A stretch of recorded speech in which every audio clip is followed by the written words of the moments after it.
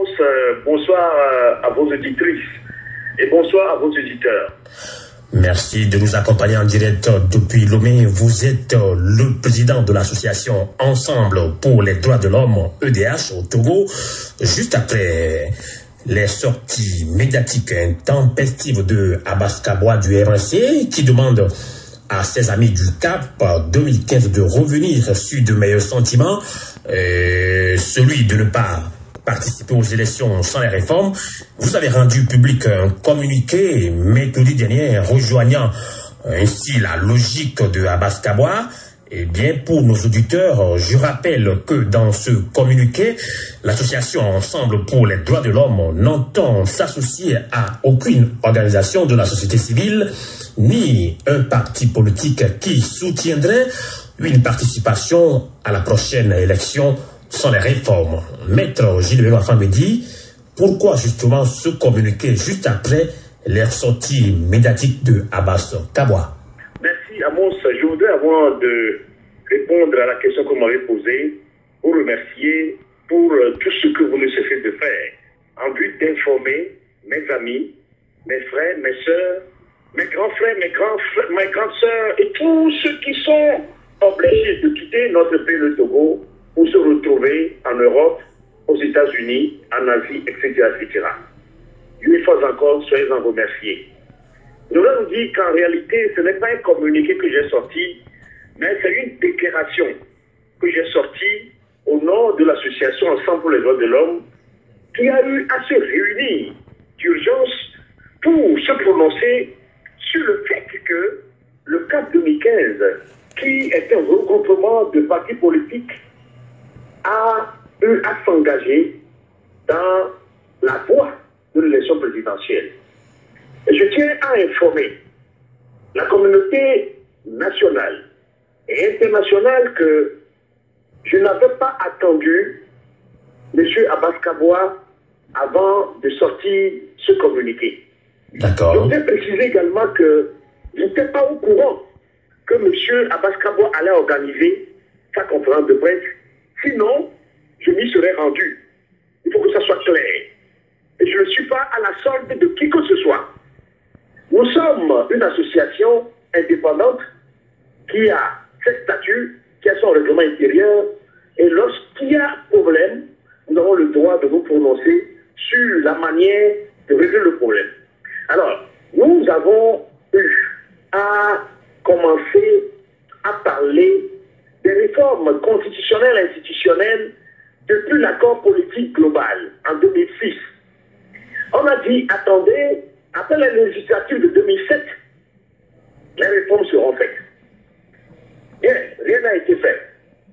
On a dit, mais écoutez, après l'élection présidentielle de 2010, on va faire les réformes. Nous avons été tournés en bourrique. Encore, on nous dit, après la législature de 2013, les réformes seront organisées. Malheureusement, rien n'a été fait jusqu'à ce jour. Donc, c'est dire que nous sommes toujours dans le cycle infernal, élection, contestation, répression, dialogue, élection. Donc, on retourne toujours dans le même cercle. Alors, donc, c'est pour vous dire que aujourd'hui, ce qui est constant, c'est que le chef de l'État lui-même, en réceptionnant le rapport de la commission Vérité, Justice et Réconciliation, a dit que les réformes sont nécessaires pour la paix sociale, pour la réconciliation, la vraie, et pour le développement de notre pays. C'est lui-même qui l'a dit. Et tenez-vous bien, la commission Vérité, Justice et Réconciliation a recommandé qu'on revienne à l'article 59 de notre constitution ancienne, je dis celle qui a été adoptée le 14 octobre 1992, et cet article dispose que le président de la République est élu pour un mandat de 5 ans renouvelable une seule fois, et qu'en aucun cas il ne peut faire plus de 2 mandats. Mon frère Amos, tenez-vous bien, c'est se plaçant sous la protection de Dieu que le peuple togolais a eu à voter cette constitution. Contre toute attente, elle a été toilettée en 2002 pour permettre au chef de l'État d'alors que la CNDA demande de se présenter. Ce qui s'est passé, tout le monde le sait aujourd'hui, parce que c'est la volonté de Dieu qui a été foulée au pied. Parce que c'est la volonté du peuple qui est la volonté de Dieu qui a été violée. Dans ces conditions, nous ne pouvons pas nous associer à qui que ce soit aujourd'hui si on ne revient pas, parce que c'est très important, sur la constitution de 1992. Mais justement, maître Gilles Benoît, afin que on comprend votre position, mais les réformes sont suspendues depuis quelques jours par l'Assemblée nationale, justement faute de consensus entre UNI et ANC, et CAP 2015 lutte toujours pour ces réformes, mais au même moment, vous venez de le dire vous-même, CAP 2015 se prépare à aller à ces élections, soit sans les réformes, on ne sait pas encore, et c'est ce qui expliquerait la tournée dans les salons, justement. Mais est-ce que ces mots d'ordre n'embrouillent pas la mobilisation du peuple? Oui, non, vous savez, la plupart des Togolais aujourd'hui, tous les Togolais, je dirais tous les Togolais, veulent les réformes. Même dans le camp du chef de l'État, ils veulent les réformes. Alors, qu'est-ce qu'il faut faire? Je crois que c'est seulement par la mobilisation générale et généralisée, déterminée, qu'on peut faire fléchir les tenants actuels du pouvoir. Vous savez, ce pouvoir est tellement enraciné qu'il faut le déboulonner, qu'il faut le déraciner. Ces racines sont tellement longues que si on arrive pas à se réunir et à dire non, je suis sûr que si toutes les composantes politiques de notre pays, si toutes les associations ont eu à se coaliser et ont eu à dire que pas de réforme, pas d'élection, je suis sûr que quelque chose devrait se passer dans notre pays. Mais justement, ce n'est pas le cas actuellement, maître. Ce n'est pas le cas actuellement, maître Gilles Benoît Afang-Bedi. Que faire alors? Mais ce n'est pas le cas. C'est désolant. C'est désolant. Je suis désolé de le dire. Je suis désolé de le dire parce que pour moi, je ne suis pas d'accord qu'on puisse dire que si rétroactivité devait y avoir, il faut que ce soit à moitié. Il faut compter, par exemple, le premier mandat de Ford à partir de 2010. Je ne suis pas dans cette logique. Il a déjà fait 2 mandats, ça suffit, il doit s'en aller. Maintenant, s'il ne veut pas s'en aller, qu'est-ce qu'il faut faire? Mais je crois que ce n'est pas la mobilisation qu'on peut le faire fléchir. Il y a certaines personnes même qui ont eu à avoir l'outrecuidance à proposer une transition. C'est aussi acceptable. Pour ma part, lorsqu'on ne peut pas faire quelque chose, on peut au moins trouver un compromis. Je ne parle pas de compromission.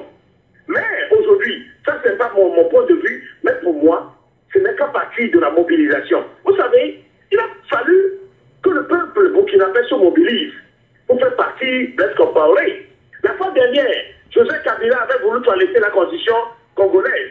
Il a fallu également que le peuple congolais se mobilise. Et il est revenu sur cette idée. C'est pour nous dire que, comme l'a fait savoir plutôt Nicolas Machiavel, lorsque la mobilisation est forte, lorsque la mobilisation est grande, lorsque la mobilisation est généralisée, les difficultés s'aménagent. D'accord. C'est ça ma position. D'accord. Vous savez, on ne peut pas vouloir quelque chose de son contraire. Vous savez également que des gens ont eu à dire concernant l'opposition togolaise qu'elle n'a jamais eu le courage d'aller jusqu'au bout de ces conditions. Ça se dit dans les officines de l'Hexagone. Je parlais de la France. Même la plupart de nos compatriotes le savent. La plupart de ceux qui nous regardent, d'ailleurs, également le savent. La fois dernière, j'ai quitté Abuja pour aller me rendre à Accra avant de venir à Lomé. Lorsque j'ai tendu mon passeport à l'officier qui chargeait de l'immigration, il me dit, mais parce qu'il est de haut. À haut, il parle levé. Il me dit, mais, oh, Mioya, Mimito Konou, vous êtes incapable. Comment est-ce que vous pouvez laisser un président qui a fait plus de 38 ans au pouvoir, soit qu'il vient faire encore plus de 10 ans, vous voulez qu'il s'éternise au pouvoir. C'est désolant. C'est désolant. Organisez-vous, faites le parti. Justement, c'est ce qu'il m'a dit. Parlant justement, on peut vous comprendre, on vous comprend. Parlant justement d'organisation, le journaliste Fulbert Sassoua Tissot, principal initiateur de l'appel des patriotes, croit toujours à une union large de l'opposition pour obtenir l'alternance en 2015. Et pour argumenter sa logique, il a touché du doigt cette semaine le problème du fichier électoral. Il disait, je cite, c'est le même fichier émaillé d'imperfections qui a servi pour les élections législatives de 2013. Pour l'unir, on avait 62 députés pour 800 000 voix. Le Côte d'Ivoire de Togo avait 500 000 voix. Le CAR 200 000 voix. Et Adi avait eu 150 000 voix. Et les voix de l'opposition ont dépassé encore une fois celles du parti au pouvoir. Donc pour lui, il croit quand même à l'union de l'opposition pour quand même obtenir l'alternance en 2015. Croyez-vous, malgré toutes ces divisions au sein de l'opposition, croyez-vous toujours, vous, Gilbert, maître Gilles Benoît Afang-Bedi, à l'union de l'opposition? Je crois que on doit mettre la balle à terre et réfléchir à la manière par laquelle on doit faire partie de ce pouvoir. Parce que moi, je suis né avec ce pouvoir. Je suis né au moment où le père de Faure Gnassingbé était au pouvoir. Je suis resté en vie, il est décédé, son enfant est revenu, il veut également s'éterniser au pouvoir jusqu'à sa mort. Je dis non. Maintenant, lorsque par exemple, nous ne voyons pas les choses de la même façon, l'union, l'unité, et je dirais même la solidarité en vue de nous organiser pour les deux partis est impossible. Ça, il faut le remarquer. Et il faut le partager également avec vous. Parce que si les gens n'ont pas la même vision des choses, je suis d'accord avec Fulbert qui dit qu'il faut l'union de l'opposition. Il a bien bataillé avec son appel des patriotes. Je suis parfaitement d'accord avec lui. Et il maintenait pour l'alternance. Il a dit qu'en aucun cas, Faure ne doit pas se présenter en 2015. Il doit partir. Mais aujourd'hui, ce que nous savons, c'est que d'autres personnes estiment que Faure a encore la possibilité de se présenter en 2015. Il peut briguer un autre mandat. Et justement, vous savez très bien qu'aucune élection n'a jamais été transparente dans notre pays, le Togo. Il y a un responsable de parti politique qui dit que le fichier électoral est, je dirais même, vicié. C'est-à-dire, c'est truffé d'irrégularité. Le fichier électroniquement est, comment dirais-je, plein de choses à revoir. Donc, dans ces conditions, qu'est-ce qu'il faut faire? Il va falloir que chacun se campe sur sa position et qu'on puisse voir dans quelle mesure faire changer les choses. Parce que si on est fluctuant, on n'est pas, excusez-moi le terme, on n'est pas constant, les gens vont se moquer de nous. Moi, ma position jusqu'à ce jour, c'est celle concernant le fait que, Faure ayant fait déjà plus de 2 mandats, il ne peut plus se présenter à n'importe quelle élection. Et il faut le faire partir par la mobilisation générale. D'accord. C'est ça, moi, ma position. Maître Gilles Benoît Afang-Bedi, oui, allez-y. Lorsque nous avons eu, par exemple, à nous associer avec des gens avec qui nous avons lutté jusqu'à ce jour, qui se départissent de cette vision, je crois que c'est la vision des ODDH également. Qui précisément, vous parlez de quel parti? Vous parlez de quel parti? Vous avez collaboré avec quel parti, hein? Nous avons créé le CST, vous le savez. D'accord. Nous avons créé le CST ensemble. Nous avons créé le CST ensemble avec des partis politiques dedans. Et tenez-vous bien même, lorsque nous avons terminé les législatives en 2013, on nous a dit que ce n'est pas le CST qui a fait gagner certains députés. On nous a dit ça. Et lorsque, par exemple, le CAP 2015 a été créé, je dis que nous l'avons accompagné. Nous faisions des manifestations ensemble. Il faut le reconnaître. Nous avons fait des manifestations ensemble. Et justement, lorsque les gens estiment que, lorsque nous disons que pas d'élection excusez-moi, pas de réforme, pas d'élection, ça m'engage sur les ODDH. Je dis que c'est ridicule. Maître Gilles Benoît Fangbedi, on a également appris, ce sont des arguments qui n'est pas encore confirmés, que votre association ne fait plus partie également des ODDH. Est-ce que vous confirmez cette information, Maître Gilles Benoît Fangbedi? Nous faisons toujours partie des organisations de défense des droits de l'homme de notre pays. Mais vous savez tous très bien que les organisations de défense des droits de l'homme sont nombreuses dans notre pays. Et à un moment donné de notre histoire, nous avions eu à travailler avec les partis politiques. Et c'est ensemble que nous avons créé le collectif sur le Togo. Et finalement, ce collectif a été mis en veilleuse.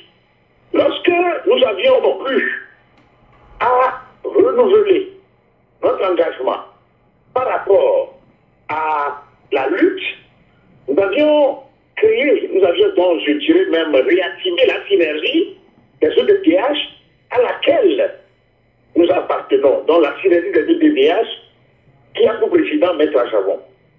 Alors, devant la situation qui se prévaut à l'heure où nous sommes dans notre pays, j'avais exigé plusieurs fois à nos réunions que par rapport à la position du CAP 2015, qui malgré, puisque ça a été dit publiquement, qui malgré les réformes qui ne sont pas obtenues, veut aller à l'élection présidentielle, que nous clarifions notre position par rapport au CAP 2015.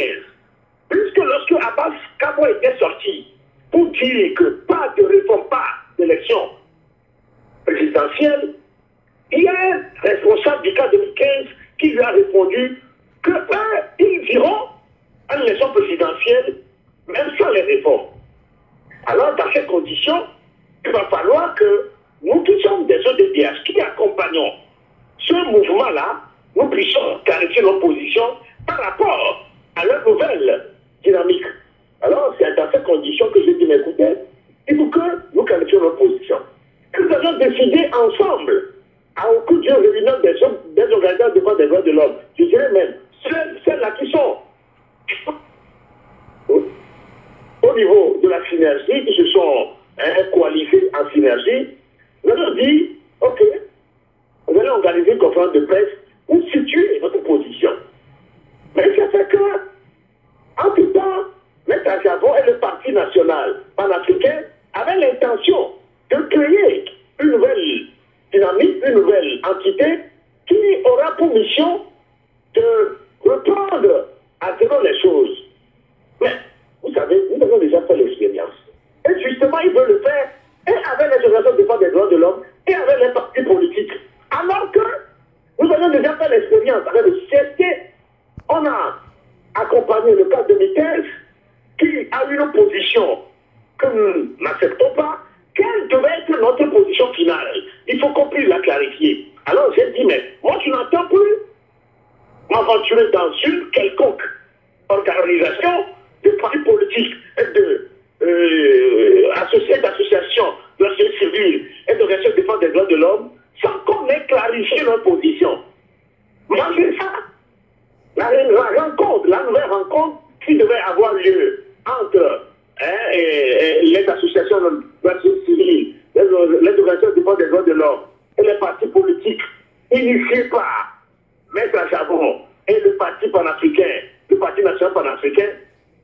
Donc, nous avons dit, mais quelle que soit l'issue de la rencontre-là, il faut bien, monsieur, quelle que soit l'issue de la rencontre-là, nous allons organiser notre conférence de presse pour situer l'opinion nationale et internationale. Elle m'a été ma surprise de constater que la conférence de presse a été renvoyée finie, sans qu'on m'ait tenu informé. Je dis que ça c'est un manque de considération à ma personne, puisqu'on pourrait même m'envoyer un SMS, on pourrait également, si on le veut, m'appeler pour me tenir informé. Je dis que ça, je n'accepte pas. Je ne l'accepterai jamais. Et c'est dans ces conditions que nous avons dit, mais écoutez, que sans que tout cela n'ait été fait, nous devons adopter une position qui est celle que partage aujourd'hui le peuple togolais, à savoir pas de réforme, pas d'élection. Donc, nous disons clairement qu'à l'heure où nous sommes, nous avions adressé une correspondance à Maître Charon, amplié, je dis même avec ampliation, à Maître Mwandiagari qui se trouve le rapporteur général, et à Maître Claude Adama qui se trouve, Claude Amégan qui se trouve être le trésorier général. Donc c'est vrai qu'il a eu l'information, c'est vrai que j'ai effectivement au nom de notre organisation adressé une demande de retrait